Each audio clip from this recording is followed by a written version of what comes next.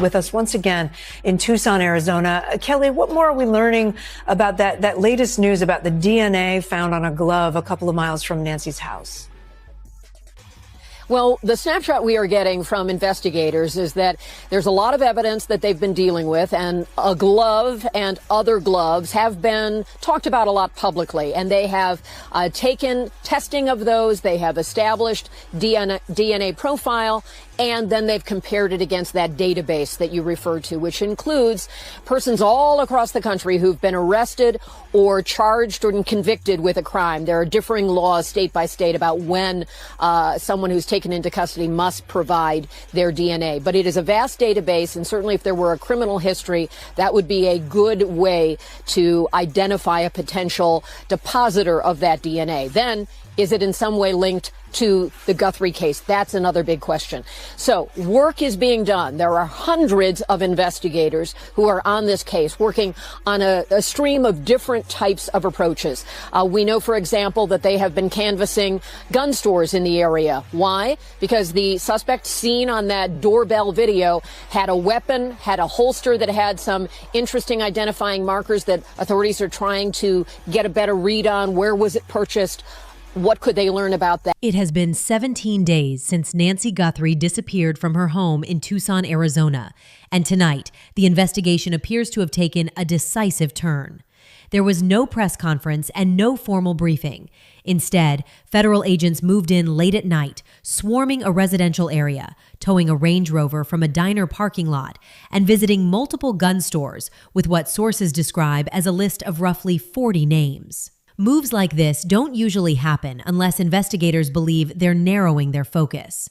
This shift comes as new evidence surfaces, including a glove found nearly 2 miles from the Guthrie home, DNA that does not match anyone in the household, and renewed attention on an Ozark Trail backpack, an item sold through a single retail chain. I call this person the offender.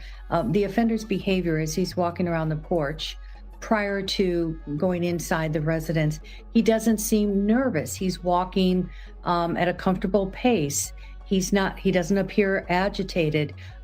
He appears to be actually relaxed. So I think that's really important when you put it into this perspective. He is about ready to go into a home where he doesn't belong and kidnap the person inside the home.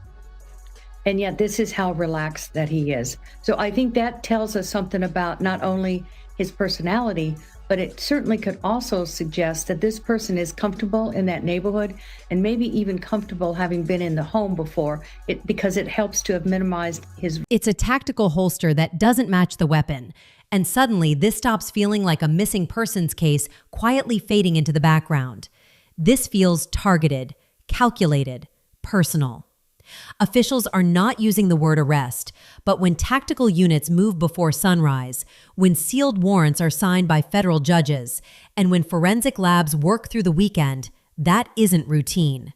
That's momentum. And if you're the person responsible, this isn't something you're watching calmly. You're watching the walls close in. And tonight, they moved closer. Here's the detail that changes everything. For the first 2 weeks after Nancy Guthrie disappeared from Tucson, Arizona, the FBI appeared to be chasing very little. No named suspect, no dramatic press briefings, no official person of interest, just silence. But behind that silence was data, a lot of it. Doorbell footage believed to have been erased at 1:47 a.m., a motion alert logged at 2:12 a.m., no visible video, until investigators did something unexpected. They went upstream, not back to the house, but to the servers.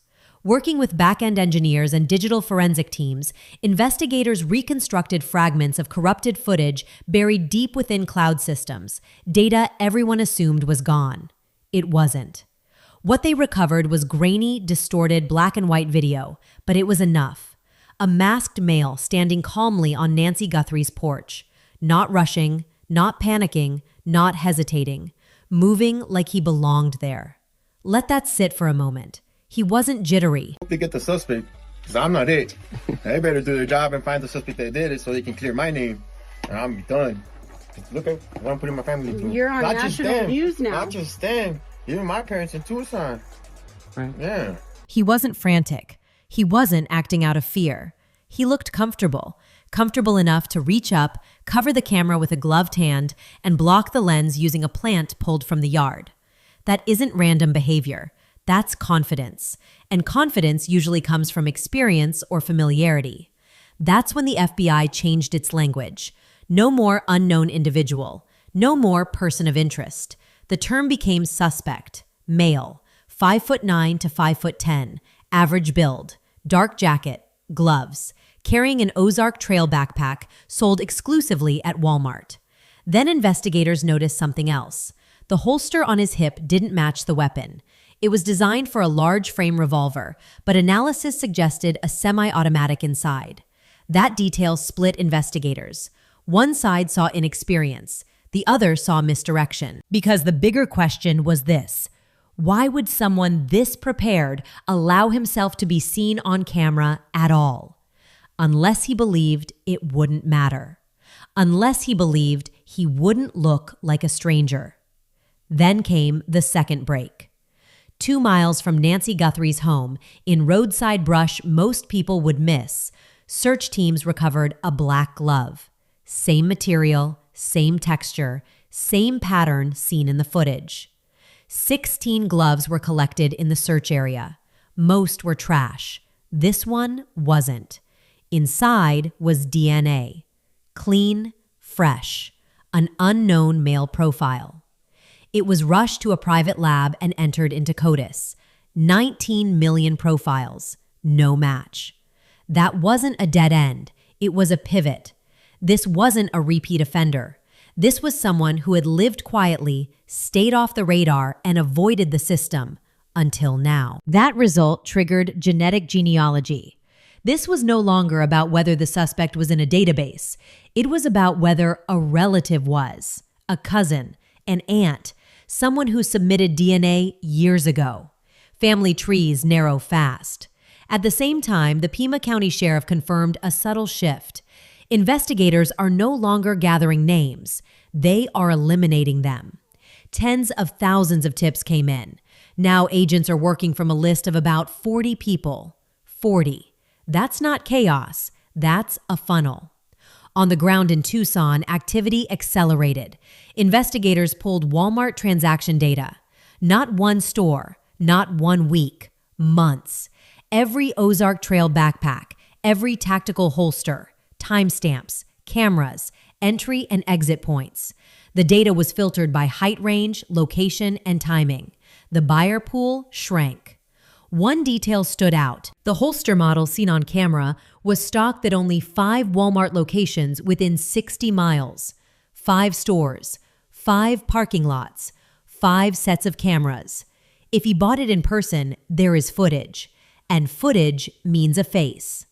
At the same time, cell tower data was analyzed. Midnight to 4 a.m. Residents filtered out. Emergency responders excluded. What remained were devices that didn't belong. Phones that lingered. Phones that moved strangely. You don't need to use your phone to be tracked. You just need to carry it. Then came the midnight operation. Unmarked vehicles. Tactical entry near a Culver's restaurant. A Range Rover towed under sealed authority. 3 people detained, questioned, and released. No charges. Online, people called it a mistake. Investigators saw something else. Every cleared person tightened the circle. Law enforcement later confirmed the number of active subjects is no longer in the hundreds. It's in the dozens. Agents entered gun stores with printed sheets. 40 names, 40 faces. One question: have you seen any of these individuals buy a firearm or accessories recently? That's not broad. That's surgical. Late last night, multiple sources confirmed a sealed warrant has already been prepared.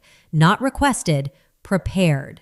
That means prosecutors believe the threshold has been met. And when warrants are prepared quietly, it's usually because investigators don't want the suspect moving. One final detail changed everything. The Range Rover towed during that operation was not random. It's registered to a relative of someone now under intense scrutiny.